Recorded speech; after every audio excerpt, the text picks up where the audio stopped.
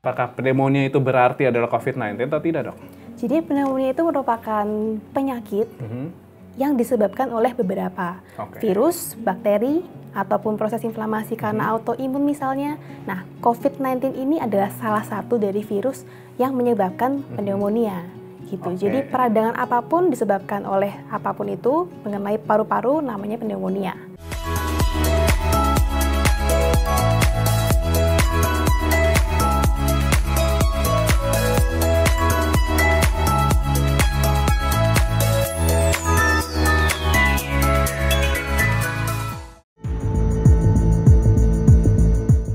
Wabah corona atau COVID-19 sedang menjadi pandemik di tanah air. Gejala seperti demam, batuk flu, dan sesak nafas menjadi ciri utamanya.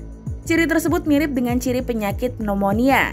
Pneumonia merupakan infeksi atau peradangan akut di jaringan paru yang disebabkan oleh berbagai mikroorganisme seperti bakteri, virus, parasit, jamur, pajanan, bahkan kimia, atau kerusakan fisik paru.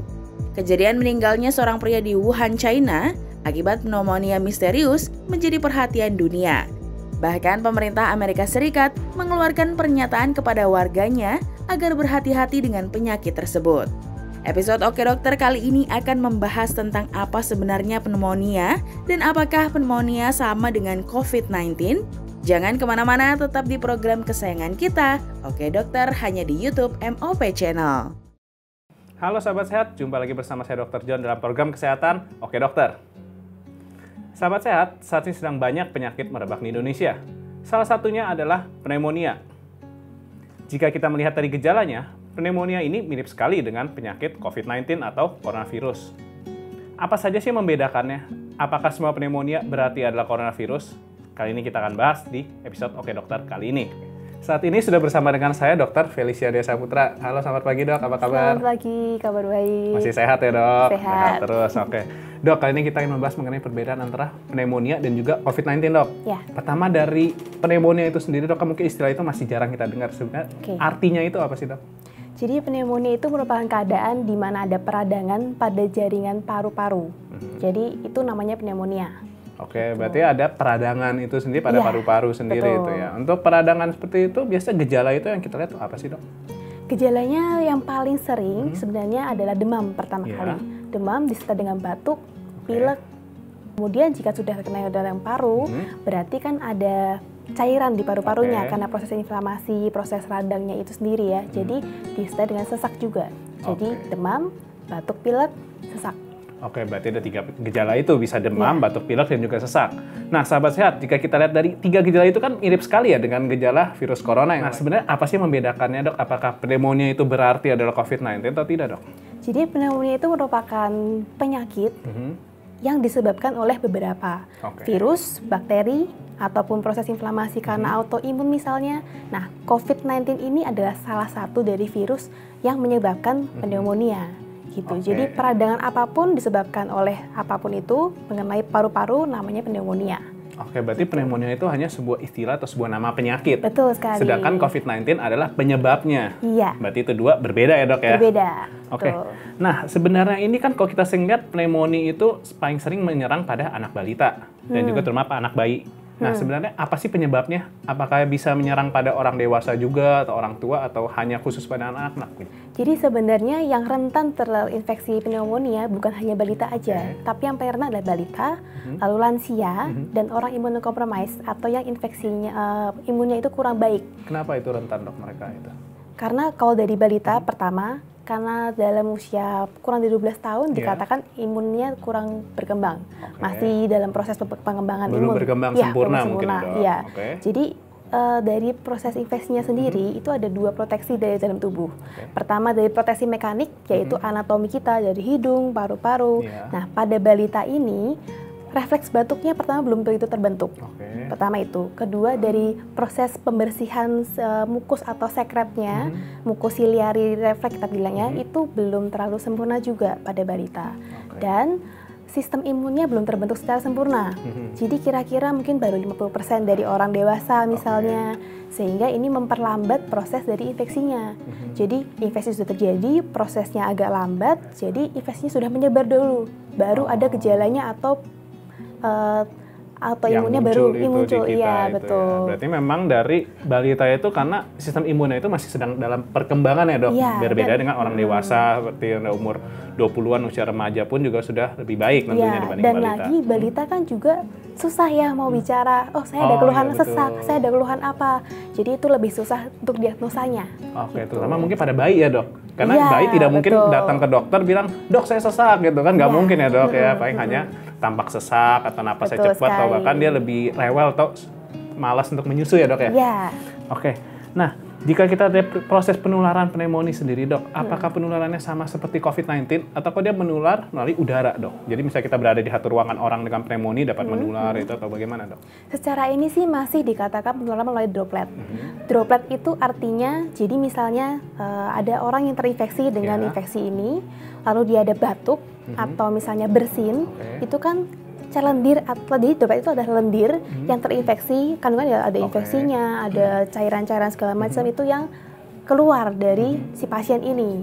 Nah, kalau misalnya pasien ini berada pada jarak tertentu, misalnya 1 atau 2 meter dari orang yang lain, itu bisa tertular dari sana, jadi droplet. Jadi dari air liurnya terbawa ke udara, gitu, melalui gravitasi. Berarti bukan dari udara yang terbang-terbang gini bisa menular ya, Dok? Iya, tapi jadi dari harus ada sumbernya orangnya. Ada sumber, ada dari orang sakit, ada percikan saat dia berbicara, atau baik bersin atau batuk mungkin kan, batuk bisa jauh ada tekanannya, dan bisa nempel dan menular ke kita. Betul sekali. Berarti untuk penularannya mungkin mirip ya dengan COVID-19, ada percikan atau droplet juga ya, Dok? Iya, betul. Tapi untuk beda-beda, tapi yang tadi dokter katakan, bisa dari bakteri ataupun dari virus.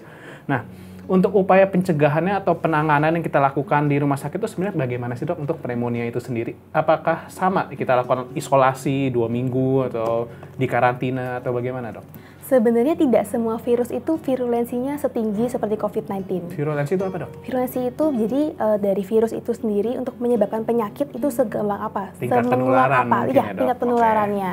Ya, jadi ada beberapa virus yang memang tidak terlalu berbahaya sekali, tidak terlalu menular, yaitu tidak perlu isolasi, tidak perlu harus pakai masker terus, tidak. Karena bahkan beberapa penyakit pneumonia yang ringan, kita tidak perlu harus dirawat di rumah sakit.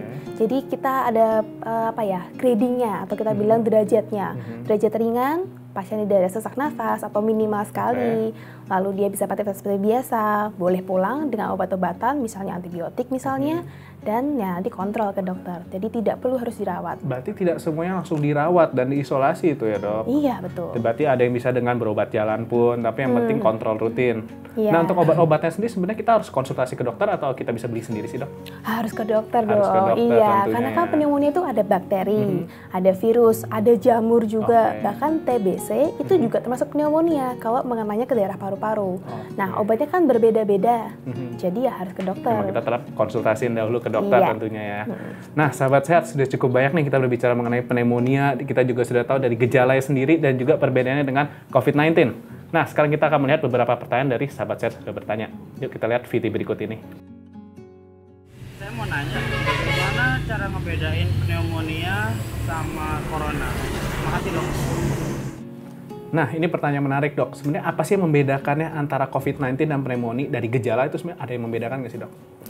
Kalau dari gejala sih membedakannya itu tadi, pneumonia itu adalah nama penyakitnya, COVID-19 itu adalah salah satu dari sekian banyak penyebab pneumonia.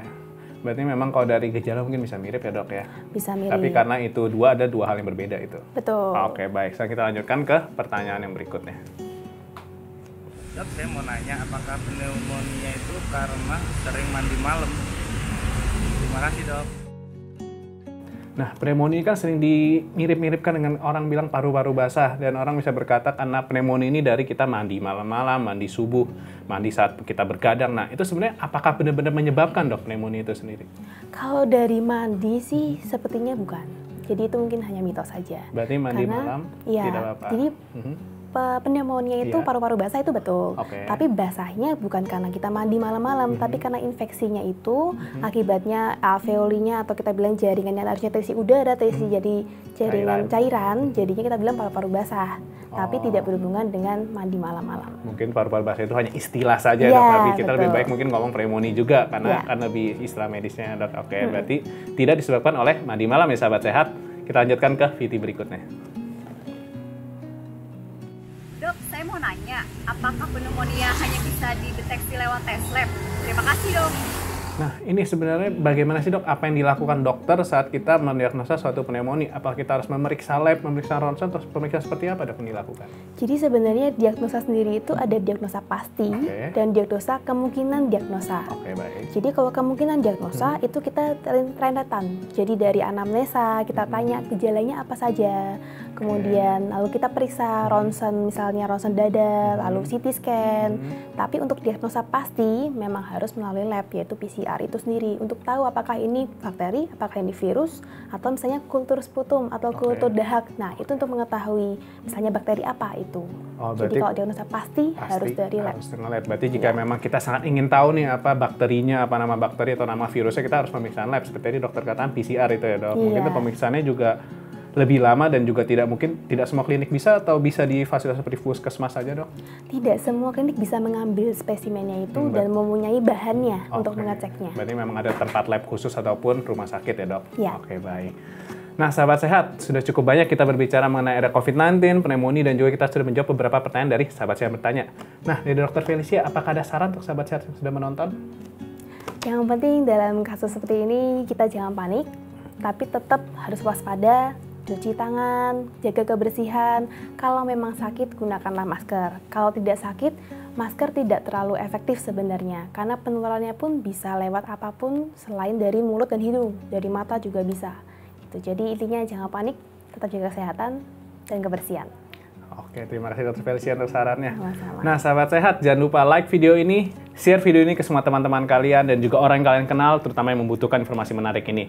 Dan jika kalian ada pertanyaan atau topik ingin kita bahas pada episode selanjutnya, tuliskan pada kolom komentar di bawah ini. Dan jangan lupa juga subscribe terus MOP Channel dan klik tombol lonceng untuk selalu update dengan informasi kesehatan terbaru. Saya pamit dahulu, saya Dr. John. Saya Dr. Felicia. Sampai jumpa kembali.